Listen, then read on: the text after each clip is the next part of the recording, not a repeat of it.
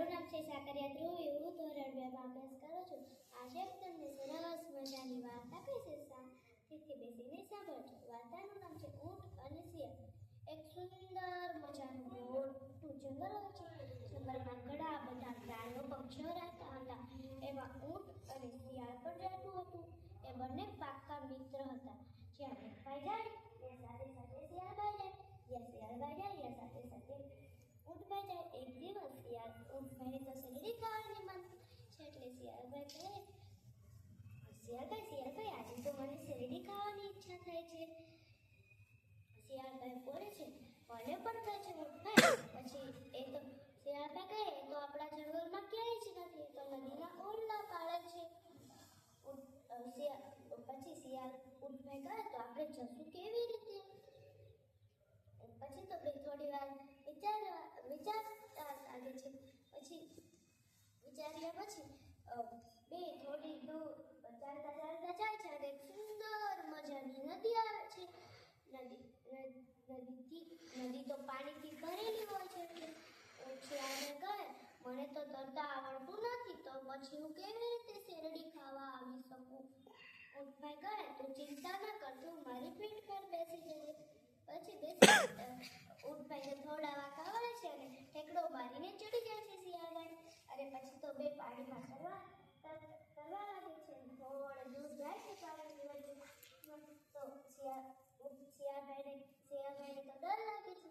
કહે છે, ઊંટભાઈ મને તો ડર લાગે છે, હું ડૂબી ન જાઉં. પછી ઊંટભાઈ કહે, હું તને પડવા નહીં દઉં. પછી એ વાતો કરતા શેરડીના ખેતરમાં પહોંચે છે. ત્યાં એક મોટું ઝાડ હોય છે. ઝાડના છાંયે ખેતરનો માલિક સૂતો છે. અને એ બંને ઊંટભાઈ કહે, જો શિયાળભાઈ તમારે શેરડી ખાવા આવવું હોય તો તમે આગળ અવાજ ના કરતા, નહીં તો ખેતરનો માલિક જાગી જશે ને તો આપણને ખૂબ જ મારશે. શિયાળભાઈ હા બોલે છે અને પછી બે છાના માના શેરડી ખાવા લાગે છે. ઊંટભાઈ શેરડી ખાતા હતા ત્યાં શિયાળભાઈનું પેટ ભરાઈ જાય છે અને કહે છે, ઊંટભાઈ તો પેટ ભરાઈ ગયું છે એટલે મને તો ગીત ગાવાનું મન થાય છે. ઊંટભાઈ કહે, ના તમે ગીતનું ગાતા, નહીંતર ખેતરનો જાગી જશે ને તો આપણને દંડેથી મારશે. શિયાળભાઈએ તો ઊંટભાઈની વાત માની નહીં અને ગાવાનું શરૂ કર્યું. ત્યાં જ ખેતર જાગી જાય છે અને કહે છે, મારા ખેતરમાં નક્કી શિયાળ શેરડી ખાવા આવ્યું લાગે છે. પછી એ તો દંડો લઈ દોડે છે. દોડતા ખેતરમાં પહોંચે છે તો શિયાળભાઈ તો ઝડપથી ભાગી જાય છે અને ઊંટભાઈ ભાગવા જાય છે તો એની તો શેરડીના દાદામાં પગ ફસાઈ જાય છે અને એટલે એ ભાગી શકતા નથી અને શિયાળ તો ઝાડીઓમાં સંતાઈ જાય છે અને ઊંટભાઈને તો દંડા ખાવા પડે છે. ગમે એમ કરીને બહાર નીકળે છે.